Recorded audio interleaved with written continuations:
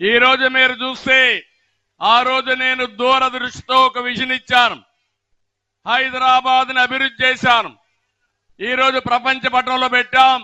ఈ రోజు మీరు చూస్తే తెలంగాణ రాష్ట్రం దేశంలోనే తలసరి ఆదాయంలో నెంబర్ 1 అంటే ఆ రోజు తెలుగుదేశం పార్టీ వేసిన ఫౌండేషన్ ని మీరందరూ అర్థం చేసుకోవాల్సిన అవసరం ఉంది.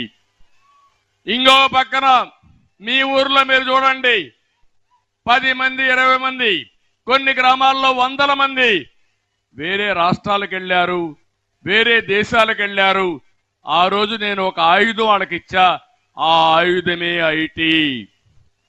అక్కడ వాళ్ళకంటే ఎక్కువ డబ్బులు సంపాదిస్తారు. అవునా కాదా అని మిమ్మల్ని అడుగుతున్నా. ఎవరికైనా అనుమానం ఉంటే, వైఎస్ఆర్ కాంగ్రెస్ పేటీఎం బ్యాచ్ కి అనుమానం ఉంటే నేను చెప్పక్కర్లా, మీ ఊరికి వెళ్ళి అడగండి.